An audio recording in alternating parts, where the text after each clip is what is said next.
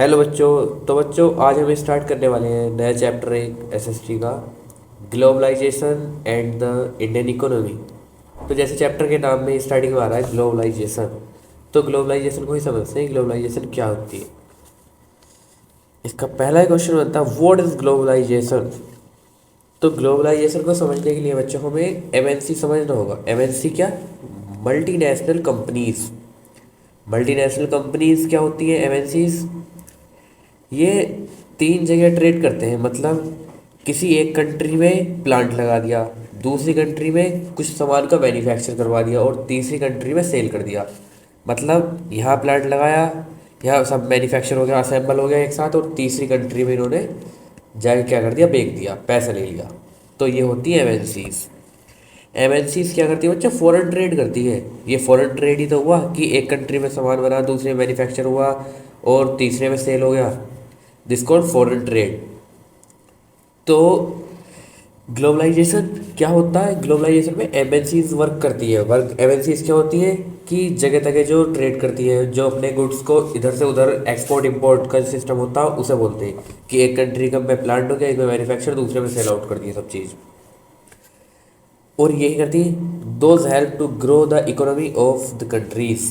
मतलब ये कंट्री की इकोनॉमी को ग्रो कराने में बहुत हेल्प करती है एमएनसीज, क्योंकि जब कोई सामान दूसरा आएगा तो उस कंट्री, जिस कंट्री से आया उस कंट्री की भी तो इकोनॉमी बूस्ट होगी, और जहाँ चाहिए होगा वो सामान उस कंट्री की भी इकोनॉमी बूस्ट होगी।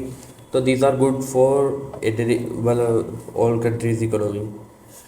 अब ग्लोबलाइजेशन में यही नहीं कि बस एमएनसीज वो कर रही है, इसमें क्या होता है मूवमेंट ऑफ गुड्स।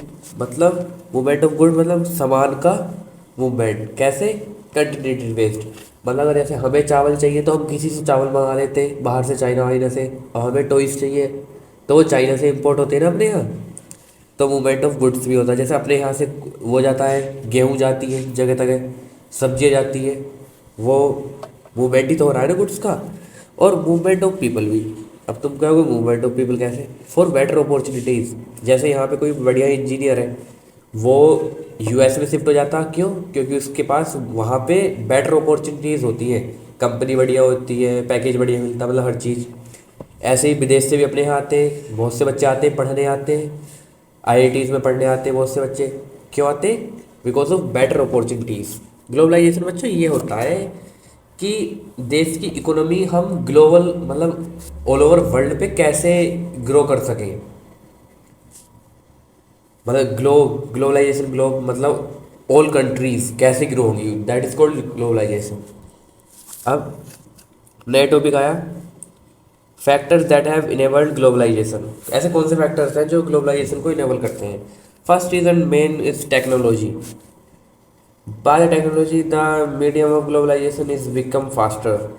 अब टेक्नोलॉजी की वजह से हमारे ग्लोबलाइजेशन का जो मीडियम है वो काफ़ी फास्ट हो गया। अब कैसे? अगर हम पहले किसी से कुछ सामान मंगाते थे तो टैक्स और फैक्स की वजह से मंगाते थे कि बहुत टाइम में उनके पास मैसेज पहुंचेगा कि हमें हाँ भाई इस चीज़ की ज़रूरत है, और वो फिर बहुत टाइम बाद रिस्पॉन्स करके तब जाके आता था। अब क्या होता? थ्रू द इंटरनेट हम कुछ भी चीज़ एकदम कर लेते हैं कि एकदम डील हो जाती है कि भाई हमारे देश में इस चीज़ की प्रॉब्लम है, इसकी वो चीज़ दे दो या ले लो। मतलब बहुत वो हुआ ना। और फिर अब टेक्नोलॉजी ही तो है जो जिससे हम, अब बताओ, शिप से मंगा लेते हैं एकदम, एरोप्लेन से मंगा लेते हैं एकदम, कुछ भी सामान एक्सपोर्ट इंपोर्ट हो जाता। तो थ्रू टेक्नोलॉजी तो है, टेक्नोलॉजी तो होती है एरोप्लेन भी और ये सब चीज़ें, शिप विप। जैसे टेक्नोलॉजी क्या, like transport, information communication and technology. मतलब आईटी सेक्टर भी बहुत ग्रो हुआ थ्रू टेक्नोलॉजी। अब ट्रांसपोर्ट भी तो टेक्नोलॉजी से ही चल रहा है। अब देखो टेक्नोलॉजी है, जैसे टेक्नोलॉजी किस चीज़ के ऊपर बढ़ी, मतलब आईटी सेक्टर किस चीज़ से बढ़ा? इंटरनेट से ही तो बढ़ा।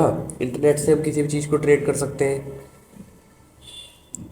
अब अच्छा ये देखो, main topic this removing of trade barriers is liberalisation.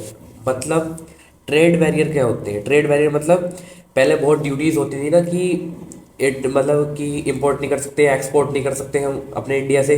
अब जब अगर हम एक्सपोर्ट ही नहीं करेंगे, इंपोर्ट ही नहीं करेंगे, तो हमें अपनी क्वालिटी और हर चीज़ का पता कैसे चलेगा?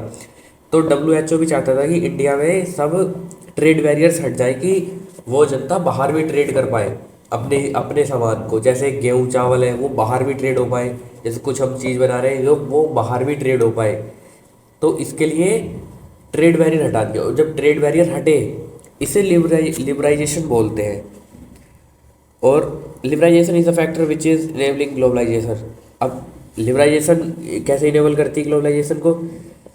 अरे जब ट्रेड बैरियर हट गए तभी तो हम ट्रेड कर पाए आपस में, और जब ट्रेड बैरियर हटने को ही लिबराइजेशन बोलते हैं। ठीक है, तो यही तो है। अब ये होता, देखो ये बच्चों लिखे पढ़ा, import and export take place, this is called trade barrier. Trade barrier हटे, इंपोर्ट एक्सपोर्ट चल पड़ा, अपना आराम से बढ़िया सभी कंट्रियों ने वो करा, अपना डेवलपमेंट किया, बस यही है बच्चों इसमें तो। और एक दो इंपॉर्टेंट क्वेश्चन हैं इसके जो मैंने टेलीग्राम पे डाल दिए, टेलीग्राम का नीचे लिंक दे दूंगा मैं, उसमें से अपना सब वो कर लो और सब्सक्राइब कर लो चैनल को बच्चों।